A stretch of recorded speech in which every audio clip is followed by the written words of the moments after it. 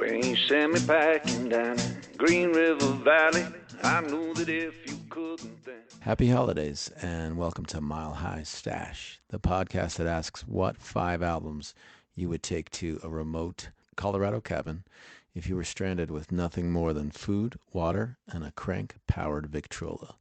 On the show today is a Colorado legend, Slim Cessna of Slim Cessna's Auto Club. But first, I want to talk to you about mushrooms, Colorado mushrooms. Not the kind you might think. These are grown right around here in Brighton, and I got to tour where they grow them, actually. They're as beautiful as they are delicious. You can make them with just about anything. Check out our Mile High Stash Instagram for some photos of Colorado mushrooms, which we've been cooking up around my house this holiday season. Anyway, Slim Cessna, the man himself, and his wonderful wife, Maria, drove about 2 hours from South Park to my place on a recent Saturday in Boulder to sit down and chat, and I was really honored. Not only is Slim largely responsible for what some call the Colorado sound or the Denver sound, Slim's an icon because he's been true to himself and his vision for so long. He's a believer, and I think you can take that a lot of different ways. I hope you enjoy my chat with Slim. And Slim Cessna's Auto Club is playing the High Dive in Denver again this New Year's Eve and the night before as well. Show me what I'm really made of. More than fear, more than love. Oh, and set me free. Colorado Mushrooms is a Brighton-based farm-to-chef operation that was founded in 2019 by two friends who have quickly found a home for their exquisitely tasty mushrooms at beloved Colorado restaurants all along the Front Range. More than half of the mushrooms in the United States come from Pennsylvania and can be weeks old before they reach your plate, but Colorado mushrooms are often served same day fresh. Ask your favorite restaurants if they serve Colorado mushrooms, which include Blue Oyster, Lion's Mane, Black King, Pio Pinos, and more. Get in touch at coloradomushroomsllc.com or find Colorado Mushrooms on Facebook and Instagram. I gave all I could. I guess living the bad life, brother, feels too good. Yeah, the first thing that I wanted to ask about is what you were saying when you walked in, actually. It's just about nostalgia for Boulder, but then also why haven't you been here for so long? You know? Yeah. Yeah. We're starting right now? Yeah, let's do Oh, it. yeah. I don't know. I mean, I had a great childhood here in Boulder and teenage years and, starting my first bands in the 80s here. And so there is, but I don't want to say I forgot about it. It's just time. Well, I guess I did, and thinking about it, even while I'm picking the albums of, my End of the World albums, they're all from, my youth. They're all from the 80s, except for one, and I'll explain that later. But it's, but I don't have great memories of high school here or anything, but I have great memories outside of that. But it's interesting how and I think I still do that. I just move on and I don't really look back. But as far as, I moved to Denver and I started the Auto Club and then I did all these things and I've had children and I've had like an amazing, interesting life with, full of stories, and I just kind of forget about where, what brought me along the way sometimes, I suppose. Yeah. But I don't, it's not like I was captain of the football team and that was like the end of, sometimes people look back because that was the greatest time of my, of their lives. But, for me, my it's been this last year, like I've been married to Maria like for 14 months now, and it's just been like the highlight. So like I guess I so I guess I have nostalgia when it comes to music, but but nothing else, like. But it is nice to be back. It was fun to drive, through the hill on the way here, and Right. just like thinking about all the houses I lived there that are all torn down now. Like right off of Broadway there on 15th Street, the Bugs Bunny garage. I don't know if you remember that, but now it looks like it's townhomes or something. I don't know. For Well, whatever. Unfortunately, Albums on the Hill just went out of business, which is really sad because Andy was there for 30 years. Exactly. Yeah, and Munley worked there for a while. Oh, And that's really? kind of not how I met him, but where he was working when I met him. Yeah. And I've spent, a lot of my youth in that. And Albums on the Hill, and then Trade a Tape, which was kind of right next door forever. I don't know if that's still there. I should. No, Trade but a that's Tape. way before my time, too. Yeah. I moved here around 2008. Okay. And so there were some things that were staples around here that were closed, like Cafe Greco Cafe Roma and Oh, yeah. Penny Lane. Oh, yeah. I used to play shows at Penny Lane, like back in the old Nirvana days. Yeah. famously played there. I know, it's so funny. Yeah. Yeah. And there used to be the train depot, which was by the Shell there. Like, where is that? Arapahoe and Broadway. There's there's that big The band shell? band shell. Yeah. I don't know why I couldn't think of what that's called. But there was a like a train right there, and we used to do shows. Or the train depot was there, not the train. And they used to have a few cars, but then we could rent out the train depot to put on punk rock shows back in the It 80s. seems so foreign right now. And then like, they moved the depot somewhere else. It's like over off of 28th, somewhere there's a movie theater there, and I think the depot now is kind of right across the parking lot from whatever theater that is. it seems so foreign right now, Yeah. the concept of there being punk shows in Boulder. I mean, I know that there are often indie bands that are going to college here and they put on house shows, and sometimes I go to those and I feel like a renewed, faith in life. Like it's so special, but then they Yeah. move away in a year or so. Nah, So there's not really like a rock scene or a punk scene here like there used to be. there's like maybe we just got old. I don't know. That's how I always think. Like, I just don't understand what the kids are doing anyway. Yeah. Like, it's not like they come to my shows, so like, what do I know? I don't know anything. I want to go all the way back. You are such a staple of the Colorado music scene over the last 20 years or so, and even the trucker hat and the black and the boots, like you have, and the glasses and the beard. I mean, there should be like a bobblehead of Slim Cessna, because Aw. it's this. That's sweet.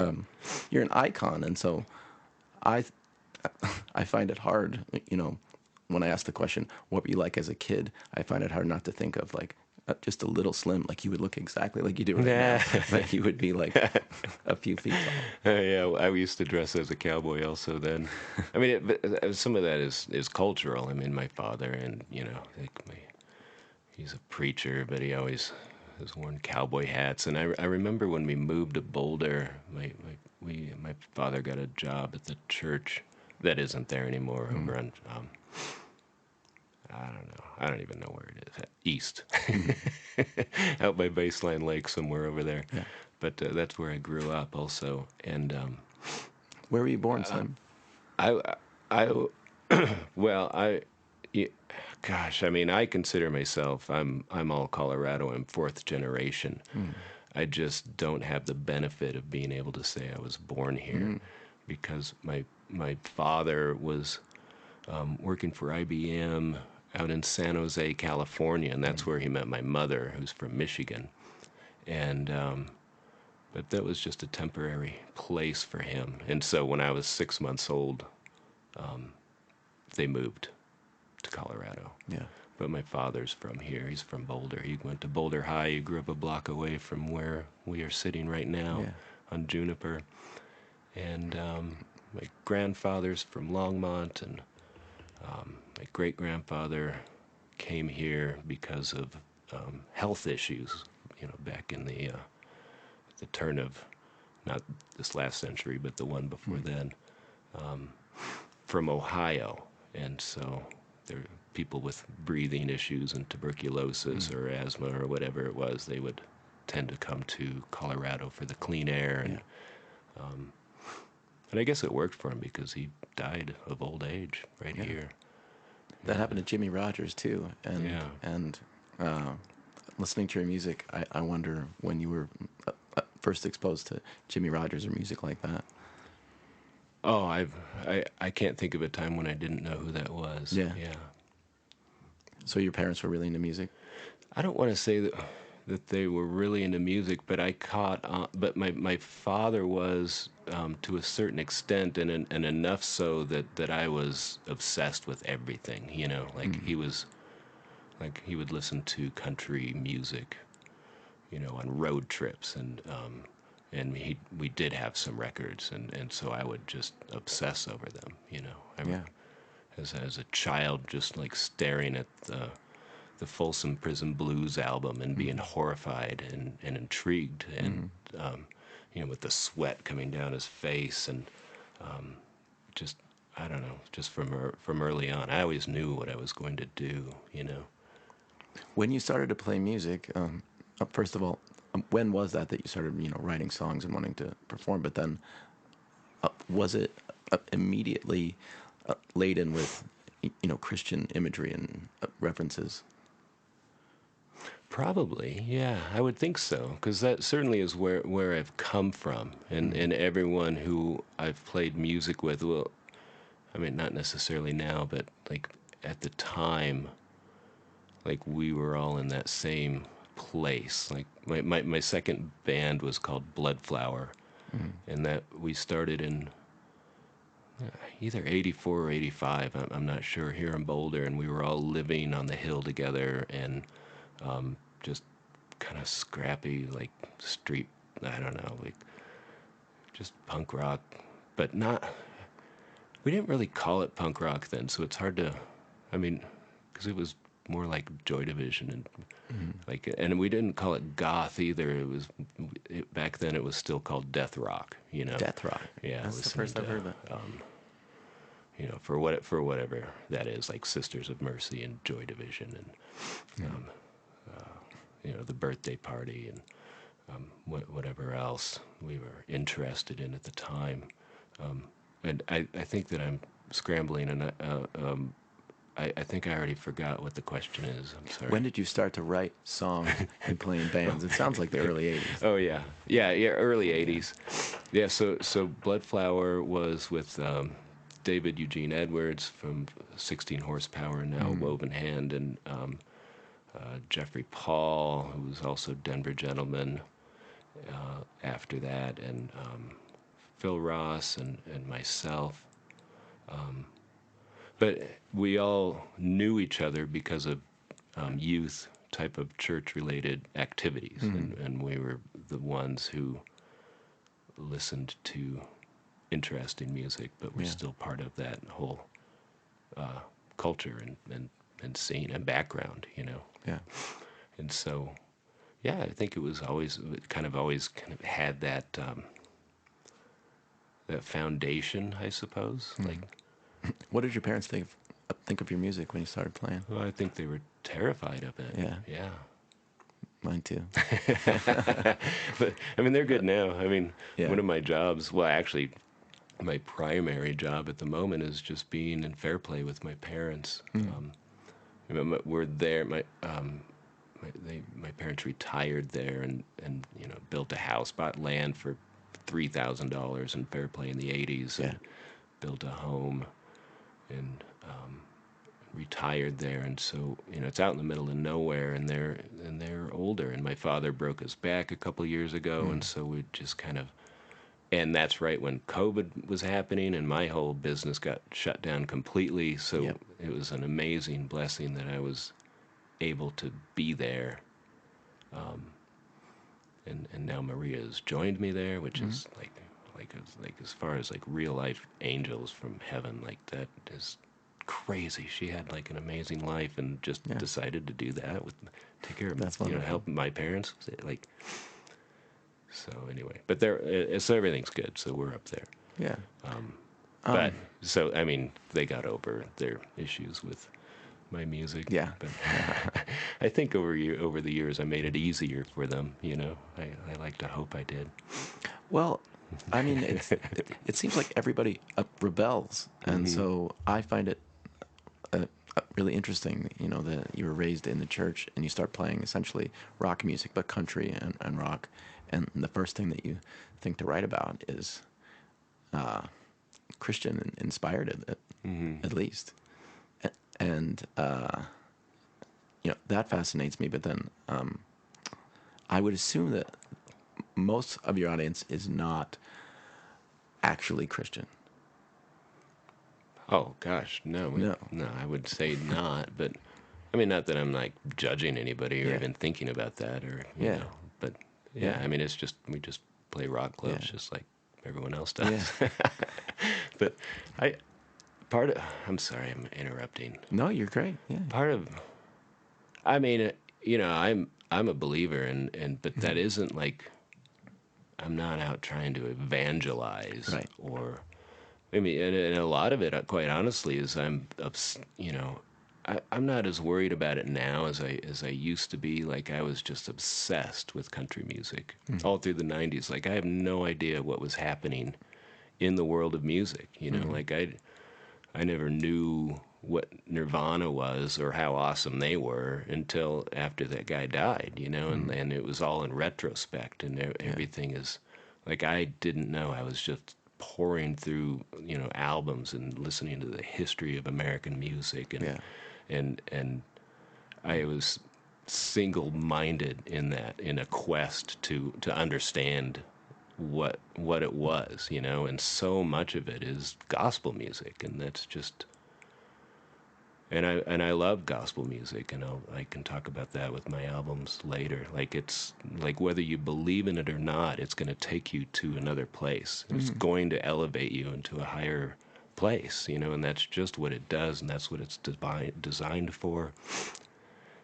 Like spiritual music in throughout all cultures does that, I think, and there's Right. just something about it, you know. And some people can say, well, I can get that same feeling at a punk rock show, and that's absolute truth, you know. Like you can, like it is in there, and I think that there is a spirit, and that God is in that.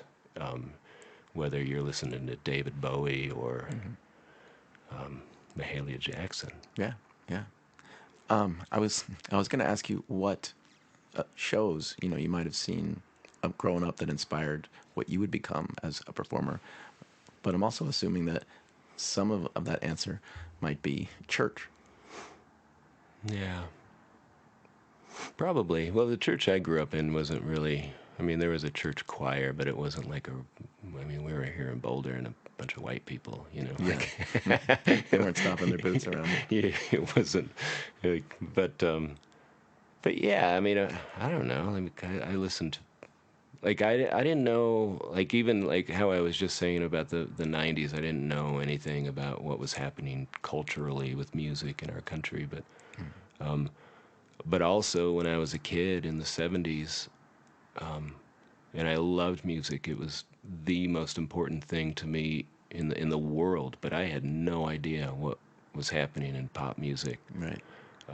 or on the radio, and so I listened to Christian music, and I still love some of it, you know, but Christian rock, like this guy named Larry Norman. I don't know if you ever heard of him, but it's really interesting. And he was kind of a rebel, and he terrified my parents, but he sang rock music. Yeah. Like, and he was rowdy, and he had really long blonde hair, and he wore like a leather jumpsuit. And but yeah, I was obsessed with that dude. When you say country, I mean, and that you were obsessed with country as a kid, Well, I'm not- both things, yeah. Yeah. It's kind of weird. I'm assuming that it wasn't Garth Brooks and Alan Jackson. You were no. going way back. Yeah. Oh yeah. Yeah. Yeah. Jimmy Rogers, Carter Family. Yeah. Yeah. Yep. What was your favorite of all those? I mean, it's kind of always easy to say because everybody likes it, but for me, and it still stands, like, you know, Johnny Cash. Like, you just can't. because even in the end of his life, he was still an artist. Like singularly, that was the importance of it. Yeah. Like there were a few decades of some bad music before he did like the American recordings, but he just didn't know how to do it at that time. He was probably invested in other things and having a family and just kind of making music. But then he became an artist again, you know, and it was pretty impressive what he accomplished. But of course, everyone loves Johnny Cash. But I love the Carter family. I love those old gospel, the old country gospel music is amazing to me. And it was obviously a big influence on Slim Cessna's Auto Club. Oh yeah. You know? As a lot of things were, you know, Dead Yeah. Kennedys were a huge influence. I mean, you know, I can go on. Like, there's Joy Division, like, Yeah. like in country gospel music. And Well, I let's think let's get to the Auto Club in a few minutes. Sorry. I want to ask you, you know, the basic premise here. It's kind of a spin on the desert island question, you know. But if you were stranded in a remote cabin in Colorado, you could probably imagine. Maybe it would be in the area where you live. Yeah. But, might be the place where I live. yeah. Unfortunately, you'd be completely alone in this situation. Yeah. And you wouldn't know what had happened to your family and friends, but you would have, you know, enough food and water for indefinitely, and a crank-powered Victrola, and you get to bring 5 vinyl albums. So, Yeah. what is the first album you would bring? Yeah, I might have to. I don't think I need notes because it's hard. It's hard to pick 5, and so like just sitting here right now, like I had to look at all my albums and remember. Yeah. You looked at your collection in your house? Yeah, I did. Yeah, Nice. That's great. But the first one is well, I don't, and there's not necessarily an order, but I'll start with Violent Femmes, Hallowed Ground. Oh, great. Because and it's interesting because, and I think that somebody was joking and kind of being a smartass about this, but on a social media, this was maybe 5 or 6 years ago, somebody tagged me in a post that would say, would Slim Cessna even exist if not for Violent Femmes, Hallowed Ground? And at the time I was like, oh, come on, what are they talking about? And I should have responded, you know, and like, and whatever, like, but then thinking about it, like, that's, I mean, of course I would exist, but would the music that I make have been the same without that record? And that's one in particular, one album. And, you know, Violent Femmes are great. Like, you can say great things about every album, but this one, their second album, it's like the greatest album of all time. And I think that I have to be honest and say, yeah, I think that record has influenced me more than anything that I've ever heard, you know.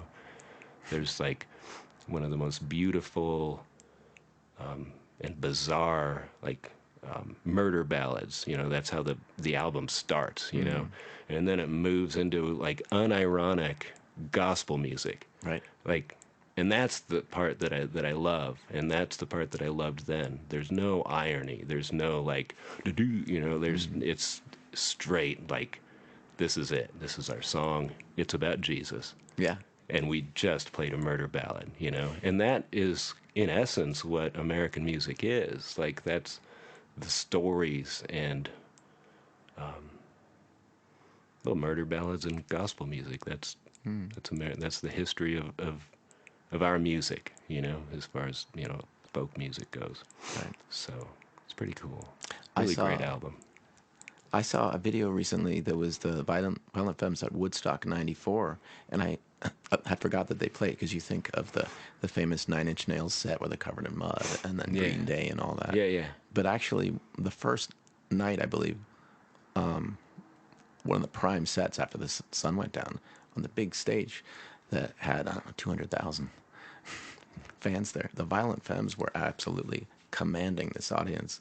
And when you were talking about, whether it's music directly about God, it can still be spiritual, even if they're singing "Dance, Motherfucker, Dance" and all this stuff. And Yeah, it's so cool. I could see how that stage show as well, not just the music, but the way they performed would have been an influence in some way on you. Did you ever see them play when you were growing up? Yeah, I've seen them, 3 or 4 times. Auto Club opened for them at one point, way back in the 90s. I remember, I don't remember what year it was, but it was pretty early on, and the Bluebird, I know, had just opened as what it is now. And so Right, it it was was a movie probably in theater like a long time ago. 95 or 96. Yeah. And we had a show at the Ogden opening for Violent Femmes, but then we couldn't stay to see them because we also had a show with 16 horsepower at the Bluebird down the street, and so we had to leave. And I wasn't able to hang out with them or anything, and I remember being so disappointed about that part. And I'm shy anyway, like culturally, I mean, socially, just so awkward. Like I have such a hard time talking to people, like in a situation. So I probably wouldn't have even introduced myself. I'd just like stare at him awkwardly. I always think of that Neil Young line from On the Beach where he says, "I need a crowd of people, but I can't face them day to day." Yeah. She still had them crossed eyes as I dug her crooked grave. This is how it's always been. This is how we do things in the country. This is how it's always been. This is how we do things in the country. So, Bloodflower, and then how do you get from that to Slim Cessna's Auto Club? Well, Bloodflower, and then there was Denver Gentleman, which basically was Bloodflower, but we changed the name, and I was playing drums at that time, and and kind of a co-singer with Jeffrey Paul, and they had already been playing. Well, there was like people moving around, like a couple guys went to California. I was in Boston for a little while, but then we all kind of ended up back in Denver, like early 90s, like 1990, I suppose, is when Denver Gentlemen started. And I think that would be like a place where people would point to, like, and I don't know, it sounds like I'm just being so full of myself in it, but like there's this thing that people talk about called the Denver Sound, and so I think that we look at that, like, and then that kind of split off to be like 16 horsepower, and then I did the Auto Club, and Jeffrey Paul kept Denver Gentlemen going for a little bit longer, but for whatever it's worth, I don't know, like, yeah, so it moved into that, and then I decided that I didn't want to be a singing drummer, so I learned 3 chords and made the Auto Club, like 92. 92. I think. Yeah. And then Munley came later, right? Munley and Dwight, and thank God for that. Yeah. Yeah. They 98, I think. They came, and Rumley also. John Rumley was a huge part of how the band progressed into what it is now, though he's not playing with us anymore. But yeah, he joined in like 96 or 97, I suppose. When did you make your first record? I think you have about 6, right? I don't know. I don't know how many. There's no fact checking Yeah. allowed here. I think we have a few more than 6, but there's different. It's hard to. The most recent one, Yeah. The Commandments, is the most recent one, right? Yeah, and we're due for another. We are working on it at the moment, even. Hopefully, it'll be finished soon. But the first Auto Club record came out in '94, I think. Did you have a label, or did you do it yourself? No, we did it ourselves. And that, then we were with Alternative Tentacles, our next album was on Alternative Tentacles in 2000. It came out, and then we were with them for about 15 years, and they re-released the first one that we had put out ourselves. Right. And did you get to establish a relationship with Jello? Yeah, very much. I mean, he was, well, I would say that he still is a family. We left the label and started our own label, and 7 or 8 years ago, maybe. SCAC Records? Yeah, and that didn't go well, and we probably didn't do everything right, especially when we're dealing with someone who is like family and has become that. So, I mean, so hopefully he'll remember that we love him. Yeah. Someday. He's actually, everyone thinks of him as a San Francisco guy, but he's kind of a Boulder guy. He's a Boulder guy, yeah. Yeah. And that's how we know him. I mean, because he would, come to visit his family here in Boulder, and then he would always try to see shows in Denver, while he's visiting family, and he just started coming to see us play, How soon did you start touring widely?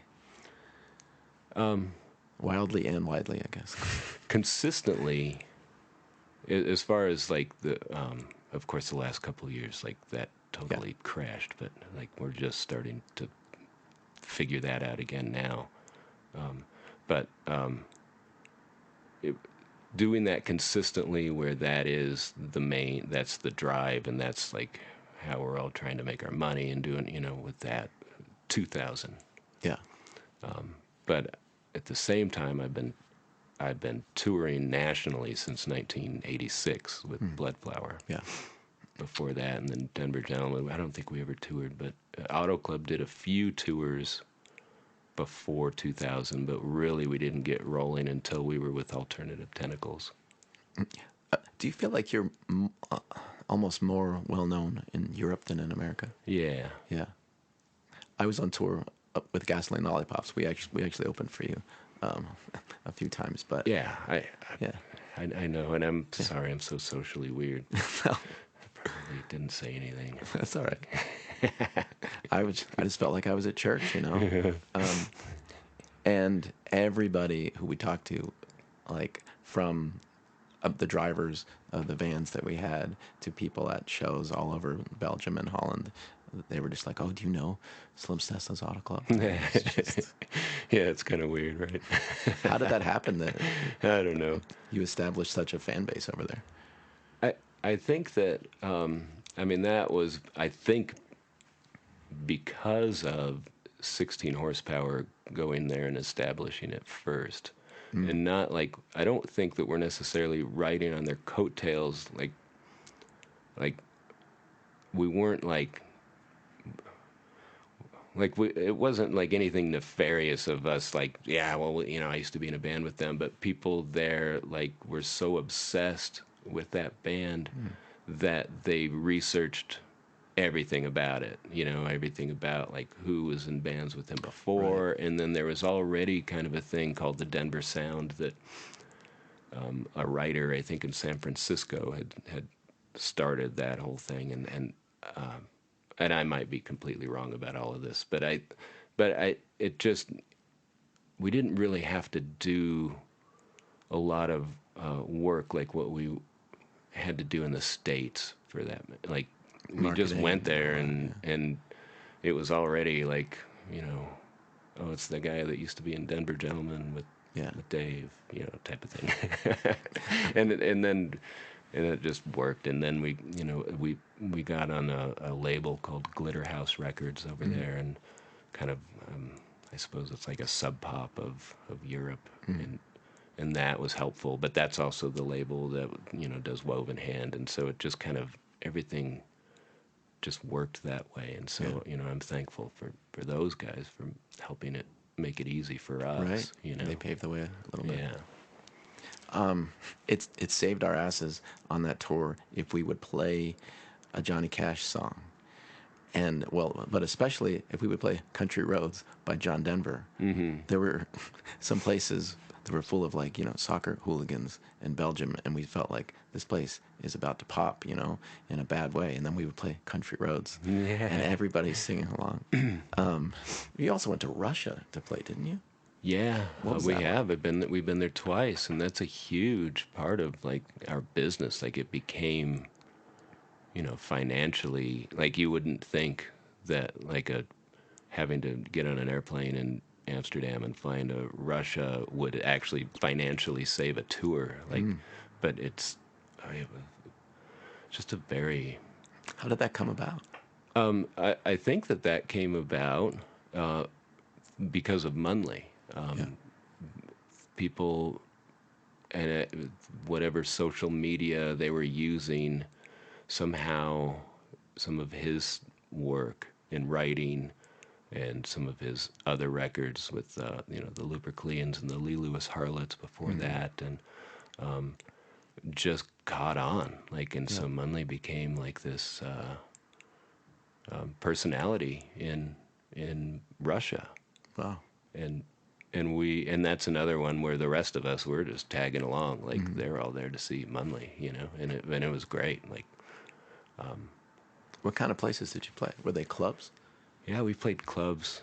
I mean, like mid-size. Like it's not like we're filling, like, Like the Fox I mean, Theater I size. think, I think that our first show, the Auto Club went there to play, and I would guess it was capacity 300, and it was sold out. Yeah. And then DBUK went a few years later, and we played. The first show sold out, and so we had to play 2 shows in a row in one night, like Wow. Like a matinee in or- Moscow, and then we also went to St. Petersburg. So we've only played those 2 cities, but it's interesting, and it's sad, like, because I mean, you've been all over the world, and like everybody is the same, like everywhere we go, I mean, there's like obvious cultural things, and there, and language, but we're all just people just trying to figure it out, and it's just sad, like the whole. I mean, I'm not gonna. It's sad that we won't ever get to go again. Like it's done. And you Like, can't blame the people. You can't blame the people Yeah. that go to the shows. Yeah. No, and I know people there who we don't hear from anymore. Like promoters that were anti-war, and now it's on social media, and then all of a sudden it goes dark. Like I'm not trying to say one thing or another. It's just don't just know. a bizarre thing that happened, and Yeah. in this, like, how archaic is that too? Like that whole like bloodbath, like the whole. I just can't wrap my head around it that this is still happening. Like,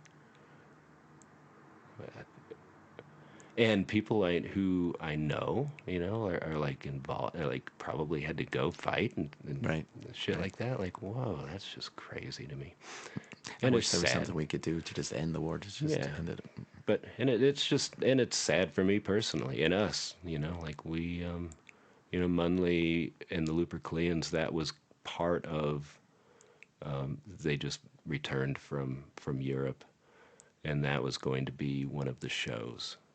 But this was obviously before the Right. war started, and then it was, now it's over, so we'll never be able to go again. Which, I mean, that sounds like. You never know. Like whatever, like, You might but be who able- cares? At the same time, why would I want to go again too? I don't Maybe you could know. play in the Ukraine. Exactly. Yeah. Yeah. And that was a thing that was starting to get built. We have people there. We just hadn't played there yet. Yeah. It's interesting that further east in a way, like that we got, like, Serbia and I mean, Czech Republic is a huge part of our world, and Poland, and and we just kept trying to go further, like out that direction. It always seemed to get better the further that direction we would go, and I always wonder why that's how it is for us. 'Cause it's Yeah. not necessarily the case with other bands like, you know, Netherlands and Belgium and Germany and those places are, which we love playing. I'm not knocking it. Like Belgium is like my favorite country in the world. I could Yeah. move there right now. Have you been to Ghent? I have, yeah. I was just there with my kid last week, and I don't know why, but I just want to keep going back. It just feels like you're in another time. It's just, yeah, it's crazy there, isn't it? Like, Yeah. yeah, you're walking on streets that, you know, from the Dark Ages, and it's amazing to me that it still is there. You know? Yeah. The queen snake, or did the queen snake catch me?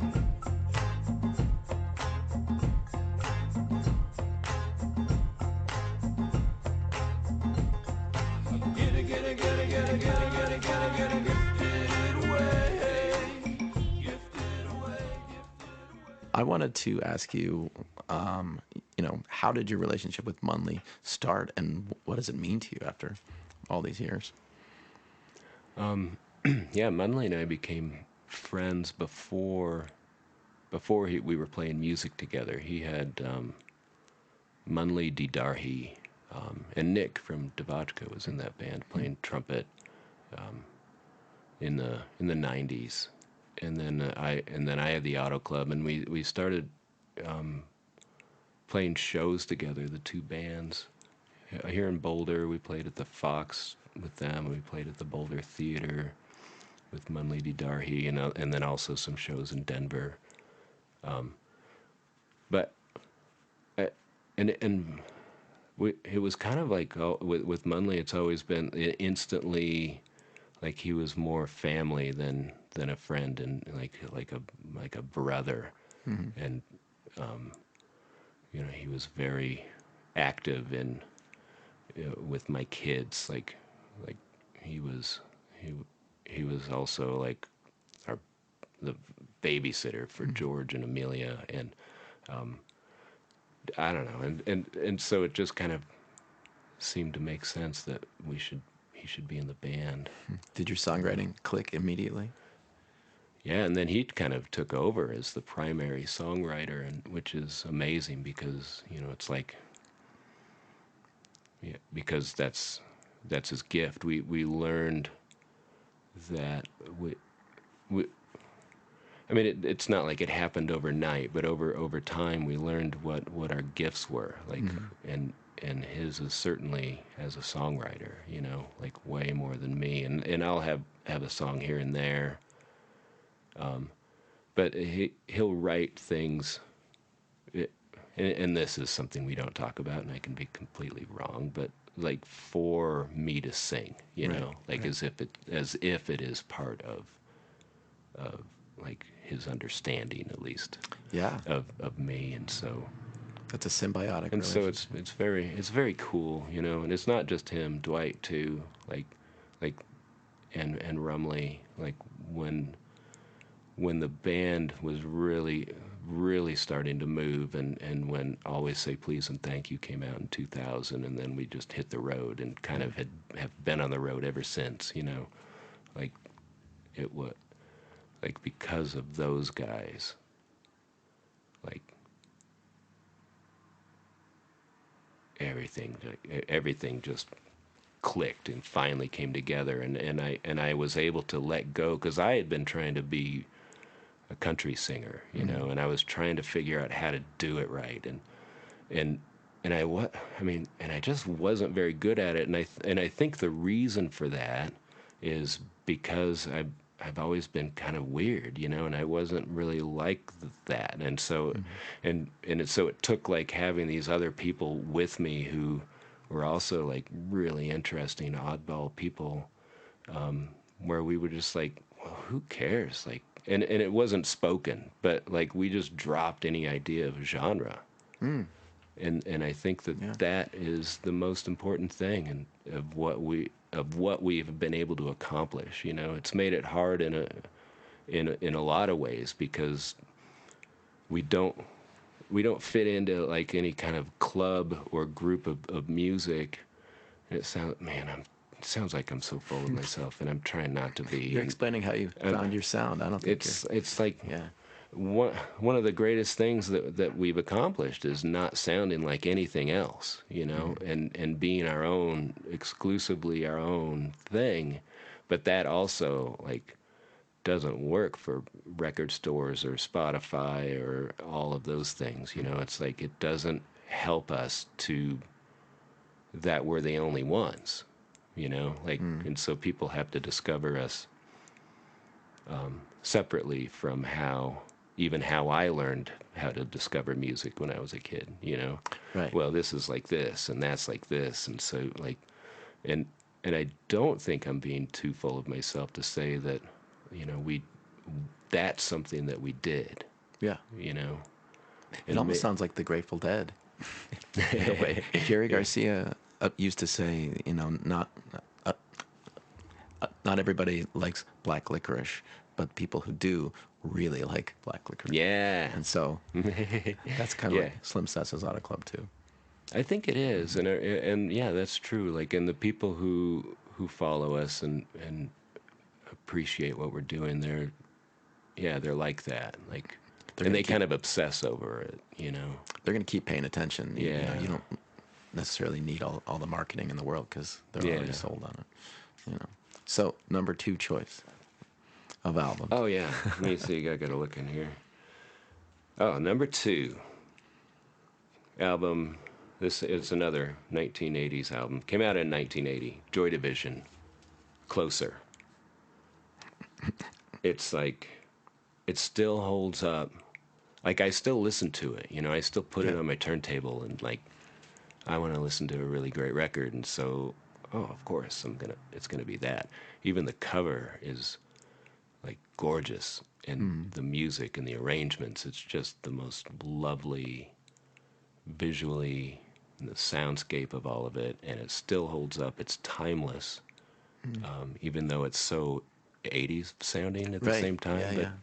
But it's not the kind of but it's not something that doesn't continue to work, throughout the decades, I suppose. It's just a very important record to me. I keep hearing that name more and more. The Joy Division continues to be influential on new bands, and that's when the Velvet Underground's the same way. That they will always be influential. Yeah, absolutely. Yeah. I want to ask you a very specific question because I'm a dork. Okay. How do we do things in the country? What is the way we do things in the country? Well, first of all, that's one of our murder ballads, so we don't really want to do that. We're not really like that, in case anyone's wondering. It's a cautionary tale. Yeah. It's a story about, like, gosh, what's the word? I'm having trouble remembering what words are. Did Munley write that one? Or Yeah, that's a Munley song. Munley did. And it's an amazing murder ballad because he takes that genre and he twists it even further and makes this guy the guy who's singing thinks he's doing the right thing, because of superstition, because of a deeply dark, religious, superstitious. He has to bury this woman in a Backbone. certain way. Is that right? Yeah, but he also had to kill her because of something that was twisted in the first place, and just because of Because she had cross eyes? yeah. Okay. Yeah, and it just affected him negatively. and then everything became crossed, everything had to work that way.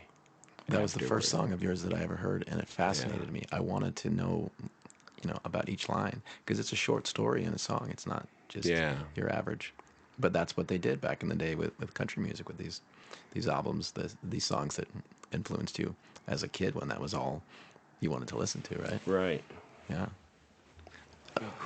Who influenced you as a performer to want to get on stage and really, you hear the term sometimes about a concert. Oh, it was like a revival.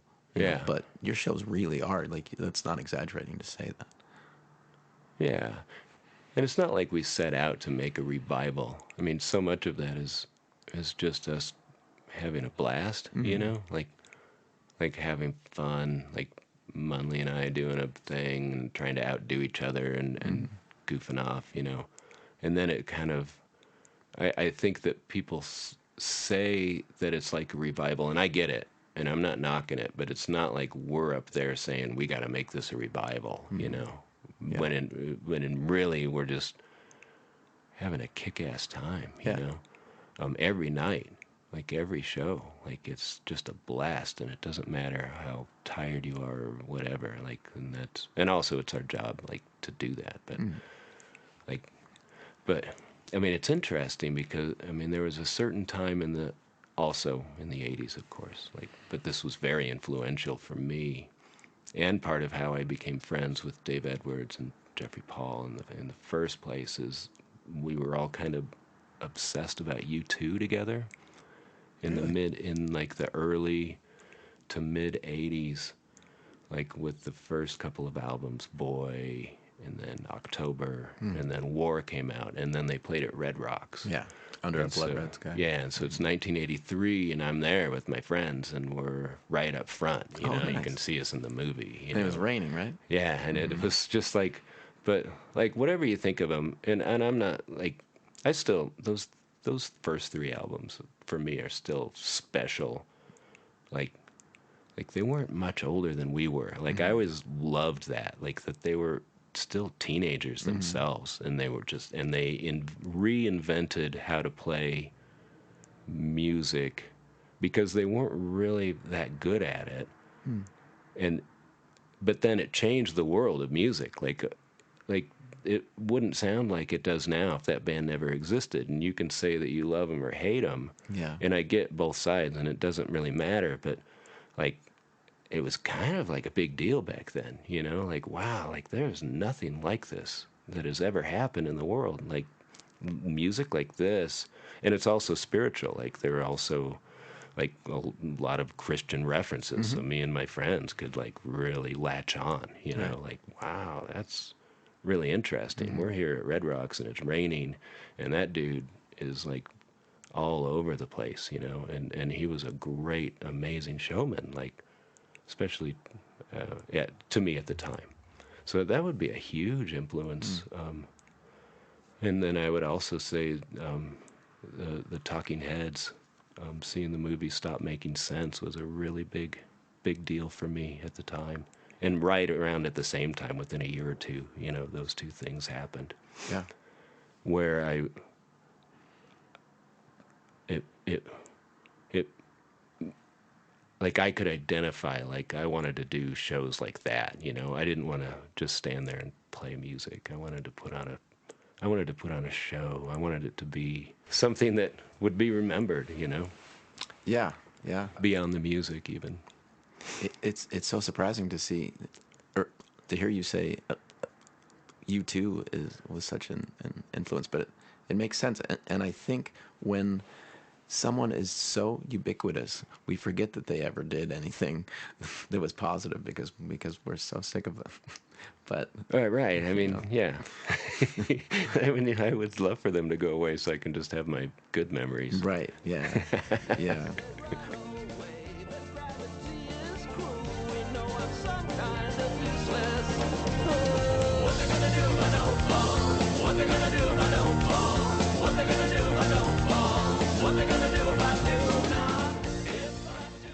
What's it like to play music with your son?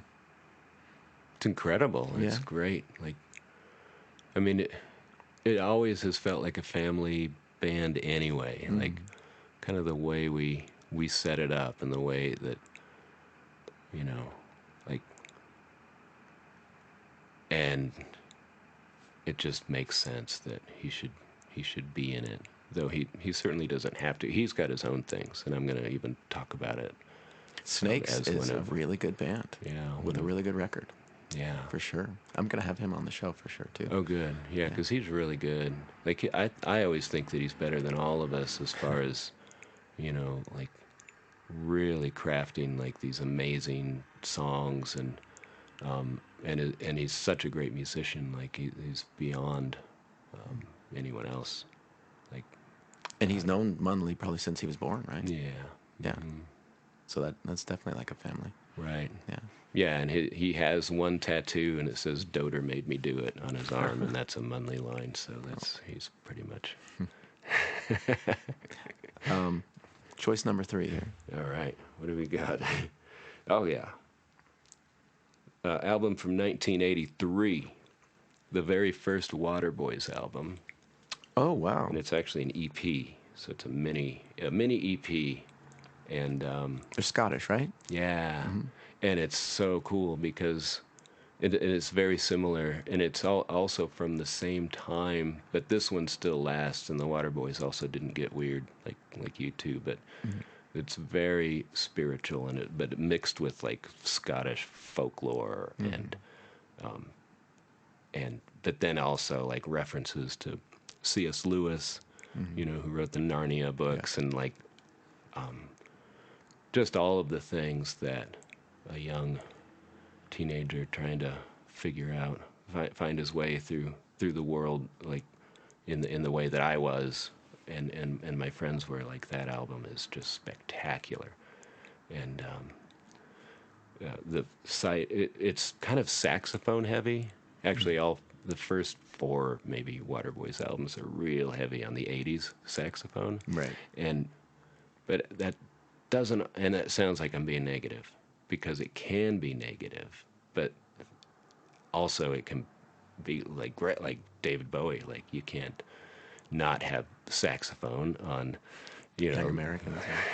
on, like, and so it's like amazing, and so I'm not knocking the instrument, I'm not, but it can be a problem, and sometimes it's a slight problem for me on the Waterboys, but the first album definitely holds up, and there's only 2 songs on the second side. The first song is December, and the second song is Savage Earth Heart, and they're both like incredibly, like Odyssey of, like, Pilgrim's Progress of spirituality mixed with Scottish folklore and interesting things. That's a great mix. Yeah. All of your albums are worth listening to, and they have great songs and great players on them. But do you feel like this last one, The Commandments, you guys took things to a different level? Like, it's pro in a way. It's not off-putting. It's not polished, in a bad way. But do you feel like all of your experience of making albums up to that kind of came together? I hope so. Yeah. I mean, we always think it that way, Yeah. Like we try to grow, and we try not to be too repetitive. We don't want to just keep making the same sounding record all the time. We like to try to challenge ourselves. Because, I mean, we're artists, and we want to, or at least we try to pretend that we are. I don't want to, I don't want to pretend to, and so it's interesting to us when we can, make an album that is interesting to us, and then we hope that people like it, and usually the people that follow us join us in that, like, oh yeah, that's really like, but yeah, and so I think that, at the time, it's kind of like, and our albums are so spread apart, like, there's years before we have another record, and oftentimes, like, we don't just put out records, Right. because we think we have to. Like, It's been 6 years now, right? yeah, it takes time to build and figure out, and then we also have other projects. It's like we made a Lupercalians record, and that took us a few years, and that one's spectacular too, by the way. But and we're working on DBUK all at the same time. Like, we have all these other things that we're doing, so it always seems like it's forever since you've heard a record, but really, like, we do have other things that we're doing at the same time, that we It's a just call family them tree. different It's kind of a bands. family tree of bands, Yeah, and so it's kind of funny, but and so we don't. Like, yeah, and so it's like it was a different record than anything that we ever made, and we didn't really think of it like that because we're living it every day. But then when you look back, it's like, oh yeah, my kids really did grow in that 4 years, you know. Right. Yeah. Did you work with a producer on that one? We did it all ourselves, Yeah. and that was the first Auto Club. We attempted that Yeah. and learned a lot. And the next one, and made mistakes that we wish we could go back in time. You know, like On the Commitments record? yeah, like it would be nice to if we could have a little more time to. Because all of a sudden there was a deadline too, and we're doing it ourselves, and the deadline was because of a tour to Europe that was going to happen, and Europe is always really particular, as you probably know. You have to have like a record, you know, You have to have something. and to it promote. can't be from 6 years ago. Right. And like in the States, you can just get in the van and just go play shows, but there they have to have something, and so it was like, oh man, like okay, so well, for whatever it's worth. I mean, I love it. It's I think we all do, but I think we also wish that we could have it back to finish better. Well, in 20 years, you can do the remixed, remastered. Yeah. release. Yeah. Yeah. That was the first one that you produced and engineered all yourselves? Yeah, we all did. That's fascinating because, to my ear, it's got the best drum sounds, bass sounds, everything. Oh, good. I mean, Well, thank you for that. it's not as garagey, Wow. you know? How do you keep track of which songs are which on an album?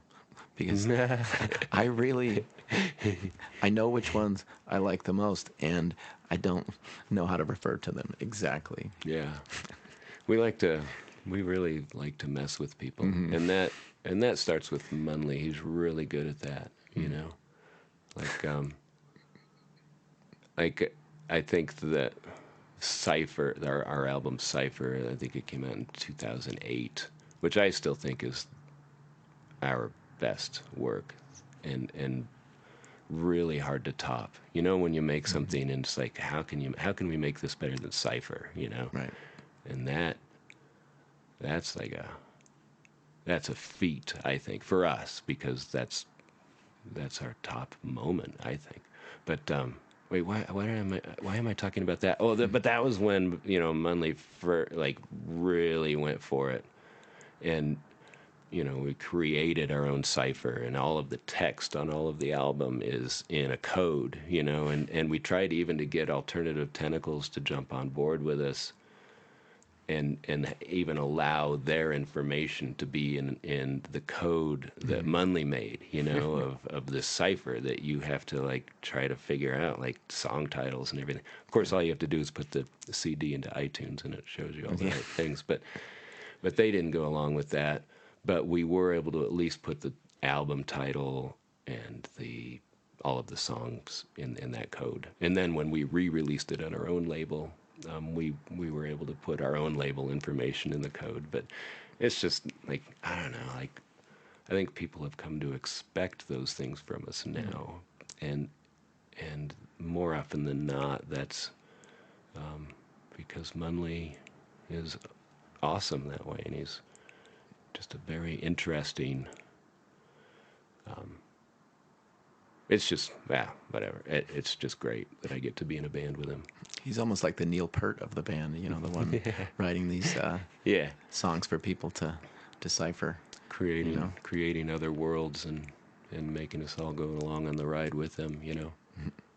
Have you had any sense of what actual, you know, fundamentalist evangelical Christians think of your music?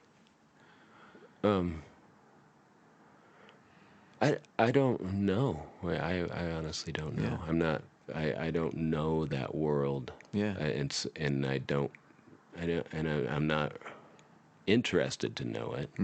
You know, it certainly isn't part of Yeah. my background or where I'm heading, and I'm not meaning that in a judgmental way. Like I don't see the world in the same way that an evangelical could. Yeah. And so like I don't know. I can't imagine that there have been many at our shows anyway, or even are aware that Yeah. who we are.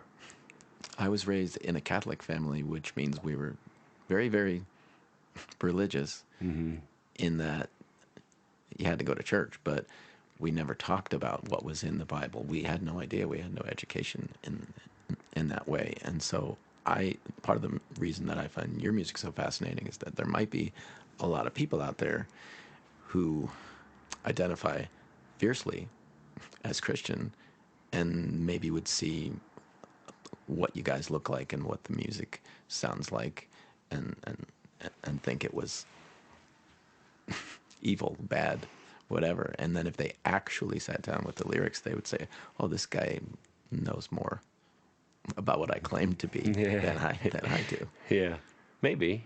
I hope so. Yeah. I hope that I can have contributed to helping someone not be so fundamental. Yeah.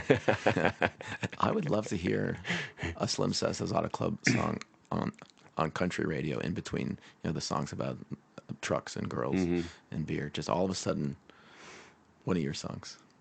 You know, I wonder how it would go over.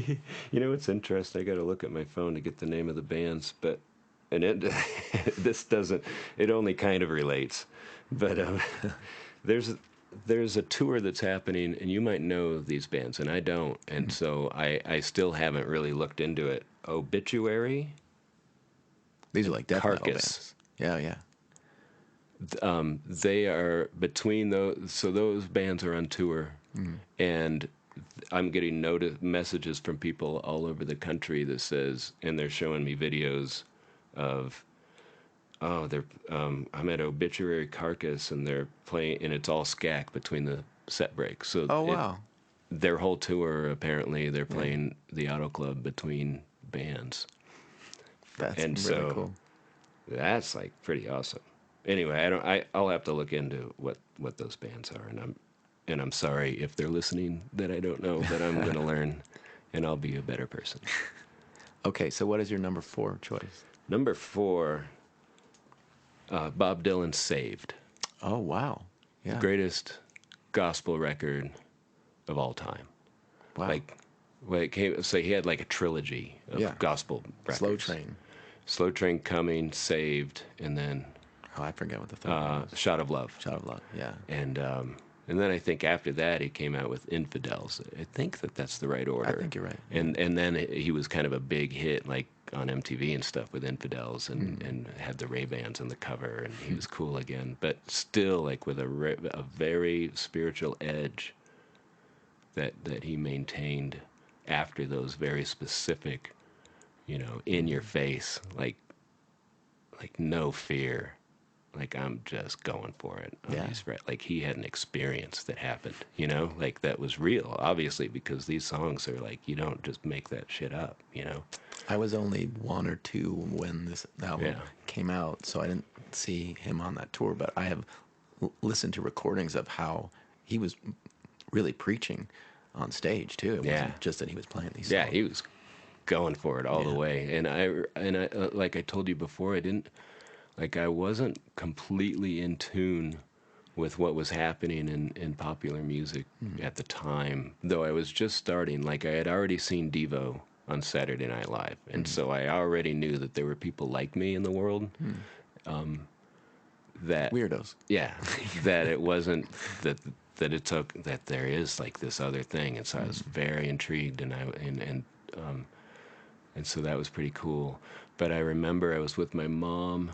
There was a Christian bookstore here in Boulder, and that's where I would get all my records. And the guy that owned the place knew that I liked kind of weirdo music and stuff. But so like, but I remember seeing this record and not really. Of course, I knew that Bob Dylan was a singer and whatever, but I didn't know anything about Bob Dylan. And I went into the store, and he told me I should buy the album, that I would love it.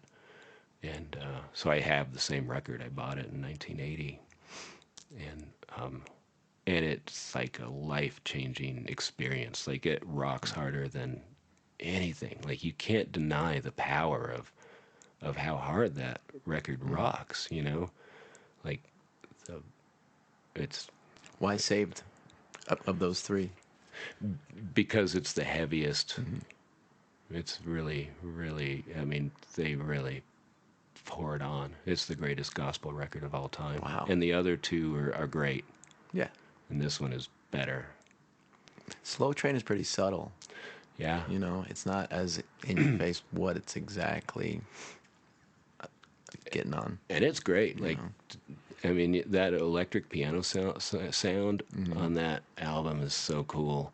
Yeah. But then on Saved, it moves to like full on church organ. You know what I mean? Like, it goes from ding to ding to like wow, and that's so cool. Touched by his word I have been healed, by his hand I've been delivered, by his spirit I've been sealed, I've been saved. By the blood of the Lamb. How are you feeling about the New Year's show? You Yeah. guys pretty much always play New Year's, right? Yeah, I mean, I don't know what's happening this year, but normally people even from Europe like come and it is like a thing, that we do. And of course, it used to be that we did it at the Bluebird. I think we played 10 New Year's in a row at the Bluebird until. There was a Globe Hall one, right? And then there You was did a multiple Globe nights? Hall one, and then we also played the Oriental a couple times, and and then we just ended up at the High Dive, and ended up. Forgive me, High Dive, we love it there. It's the CBGBs And of then we Denver, it's started great. playing it at the High Dive, and it's so easy for us to be there, and it's kind of like. It just kind of became our base, like after the Bluebird became AEG and things like that began to happen. They weren't really interested in tradition anymore, or in, like every show had to sell out and they had to make a certain amount of money. It became more about that than about a Colorado, Denver thing that had been happening since 1998, or whatever, and that people would come from all over the country and all over the world and boy, it sounds like I'm being really negative about the Bluebird, but I'm not. Because I understand things happen, and but High Dive's been awesome. We've been doing it there well, of course we skipped one of them because of COVID, and that was the first New Year's I had off, and probably since '98. Was it weird? Or earlier. Yeah, it was very strange. Yeah, it was weird for all of us. And then last year was interesting because there was a spike in COVID right as it was happening, and a lot of shows were being canceled, and we were trying to debate, like, do we cancel? We didn't know what to do, and we ended up doing it. But attendance was way down, even though tickets had sold. Like, we made our money, but like, what, so I feel bad. But so hopefully these will go okay. We're doing 2 nights instead of 3, just to kind of feel our way back in to see what happens, But of course we're looking forward to it. I mean, we always look forward to playing shows anyway, whether it's New Year's or any night. And always look forward to playing the High Dive. Yeah.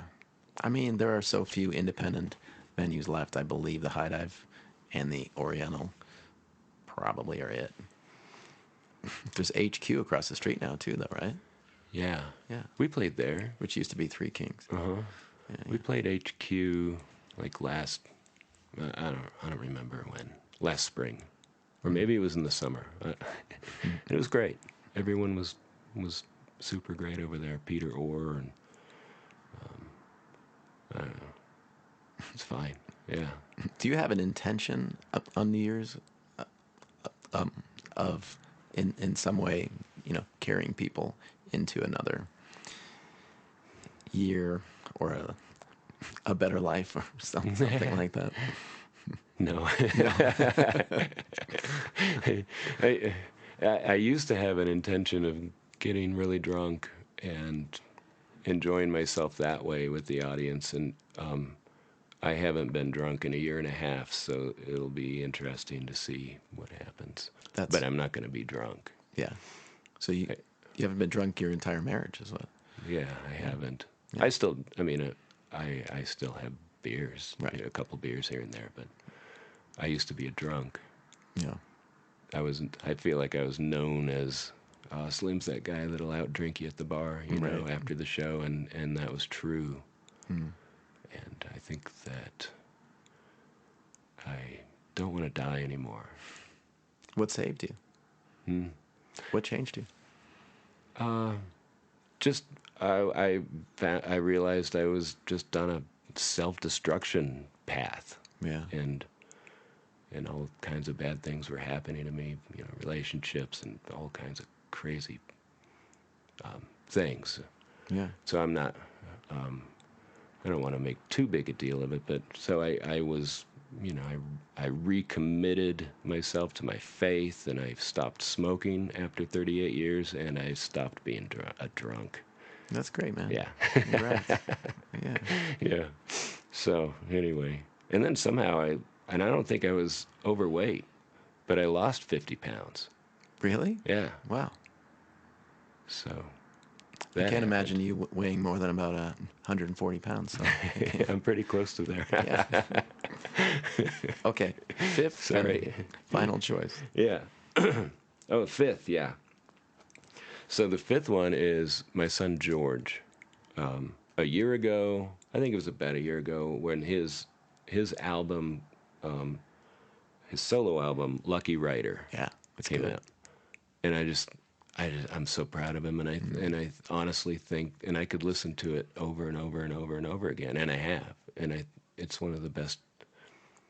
Like, I love it how it's not made for Spotify and for individual, and that's what the Auto Club does too. It's like we make full albums where everything has a purpose and a place. You know, there's a story not just within the song, but it weaves throughout the entire thing. And Wonder where he learned that from. yeah, and so it's an album. You know, it's an album lover's record to Yeah. to sit there and you know, put your headphones on and close your eyes and go through the entire experience, and it's just absolutely lovely. What is George's age? He is 31. 31. Yeah. I mean, he definitely seems like somebody who's going to continue doing great things. You know? Yeah, I And think just- so, because it keeps getting better. Like, all of his work gets better. He's clearly influenced by his experience of, you know, having, not only having you as his father, but making music with you. But his voice doesn't sound like yours. He's got his own thing. Yeah, he's got like this Lee Hazelwood thing happening, like in the tone and the timbre, like it kind of sounds like me, but mine goes into this other place, and his goes down, like Yeah. in a lovely Lee Hazelwood, you know, And he's on the bill for both New Year's shows. Is that right? just New Year's Eve he'll be Yeah. playing, And that's Snakes, right? and that will be his Snakes. Yeah. I am looking for the voice that used to tell me I would fly.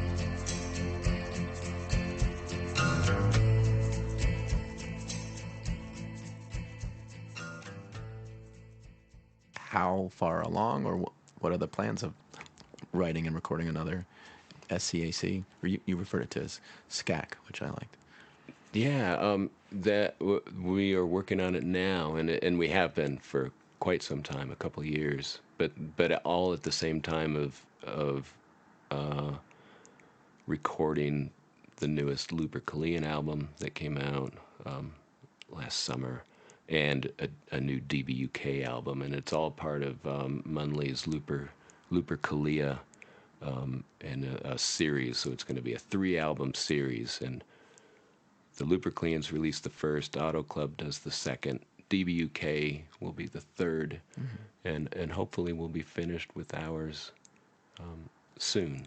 Yeah. And it comes with like a book of the lyrics, and it's all about all of the characters that live in Munley's Lupercalian world and in his head, and so they're all songs about specific characters.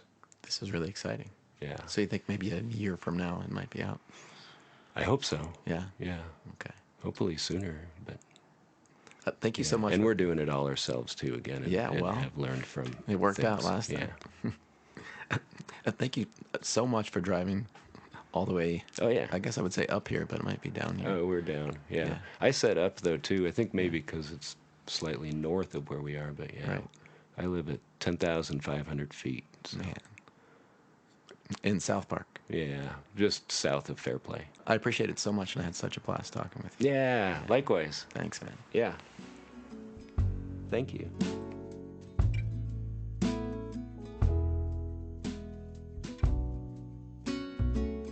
I'll give you another hour, then I gotta run, I gotta fly away. Thanks for listening to my interview with Slim, y'all, or Yins, where I'm from. Slim Cessna's Auto Club is playing 2 shows at the High Dive in Denver for New Year's weekend, as we talked about. And I just hope everybody has a great Christmas and Hanukkah. Follow Mile High Stash wherever you listen to podcasts, because we have some great episodes coming up with, hope they're great episodes. They're great guests with members of Los Lobos, the Lumineers, Murder by Death, Devotchka, and more. Be safe out there. The bells will be ringing out for Christmas Day by the next time we talk. Everything will fall. I wanna go back to Montreal.